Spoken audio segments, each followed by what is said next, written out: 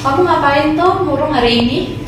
Ini loh, jadwal data miningku sama jadwal UAS riset operasiku tuh di jam yang sama. Sebenarnya kamu tuh bisa ngikutin 2 mata kuliah itu. Ada caranya loh biar jadwal kamu nggak tabrakan. Gimana tuh caranya? Jadi, untuk mengatasi konflik pada jadwal UAS, kita bisa menggunakan teori pewarnaan graf. Halo Pak Arif dan teman-teman, di sini kami dari kelompok 5 akan mempresentasikan hasil laporan yang telah kami buat, yaitu laporan tentang riset operasi mengenai pewarnaan graf. Kita ambil topik masalah yaitu penjadwalan ujian akhir semester.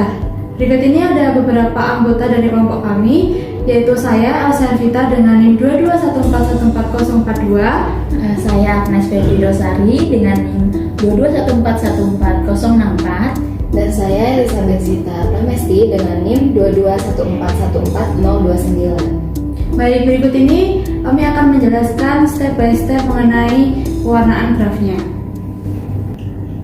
Untuk tujuannya sendiri itu yang pertama ada penerapan pewarnaan graf itu dengan metode Largus degree dalam penyusunan jadwal UAS. Kemudian yang kedua ada mengembangkan model graf konflik berdasarkan data mata kuliah dan mahasiswa yang mengikuti mata kuliah tersebut. Kemudian ada untuk mengevaluasi efektivitas metode Largus degree dan meningkatkan efisiensi penjadwalan UAS ujian akhir semester. Kemudian untuk manfaatnya sendiri, bagi institusi pendidikan itu dapat memberikan solusi sistematis dalam penyusunan jadwal UAS itu sendiri.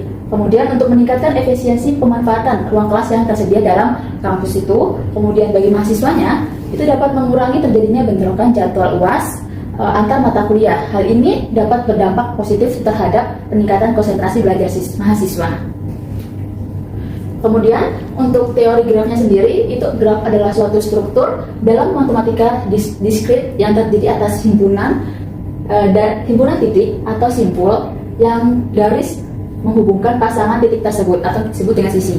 Kemudian untuk pewarnaan grafnya, itu sebuah graf dikatakan telah diwarnai apabila setiap simpulnya itu diberi sebuah warna. Nah, dengan ketentuan bahwa tidak ada dua simpul yang saling bertetanggaan atau adjacent memiliki warna yang sama. Itu menurut artikel yang didukung oleh artikel Amar M 2019. Kemudian untuk metode Largus degree-nya sendiri itu ada 4 langkah, di mana langkah yang pertama itu disusun semua simpul dalam graf berdasarkan derajatnya, mulai dari yang tertinggi. Kemudian yang kedua, warna simpul dengan derajat tertinggi terlebih dahulu menggunakan satu warna. Kemudian lanjut mewarnai simpul-simpul lain yang tidak bertetangga dengan sesuai aturan yang telah dibuat. Yang kemudian yang ketiga, pilih simpul berikutnya yang belum diwarnai dengan derajat tertinggi dari daftar. Lalu warnai dengan warna yang baru dan lakukan proses pewarnaan seperti itu secara berulang hingga selesai. Baik, untuk yang selanjutnya yaitu adalah pengambilan data.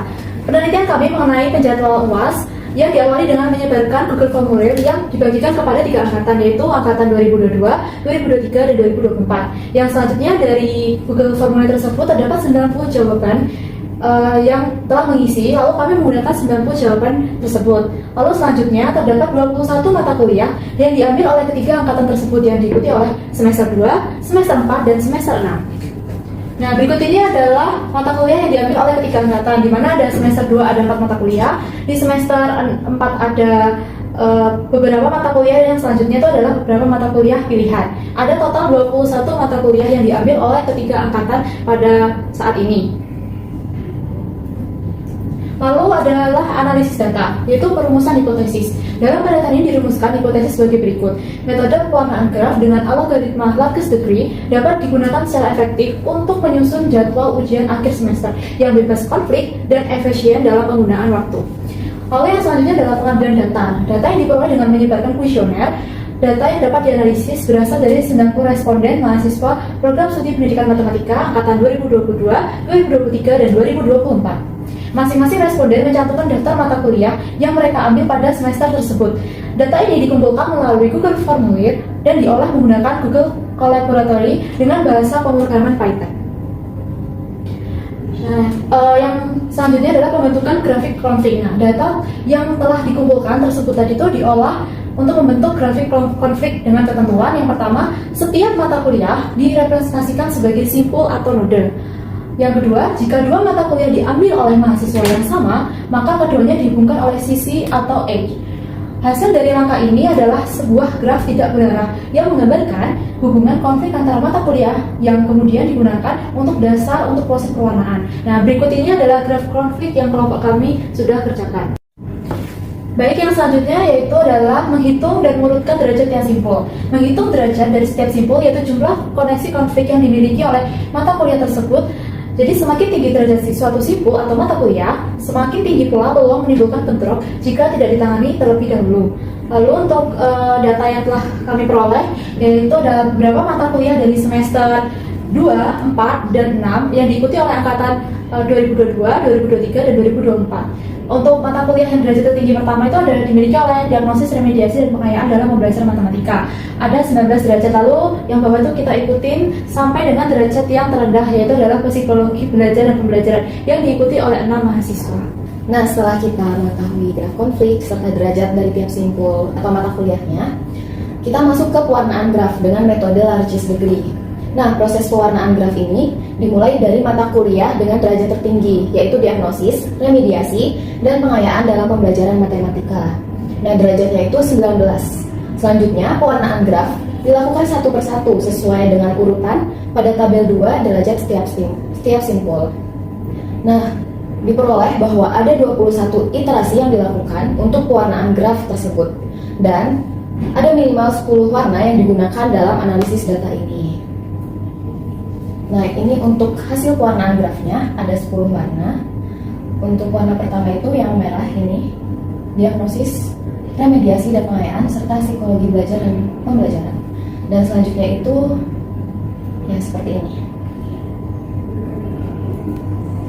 Nah, dari hasil pewarnaan graf yang tadi itu, kita konversikan ke dalam jadwal. Jadi seperti yang tadi itu diagnosis dan psikologi belajar, karena warnanya sama, maka di jadwal itu harinya juga sama dan sesinya juga sama, yaitu hari pertama dan sesi pertama.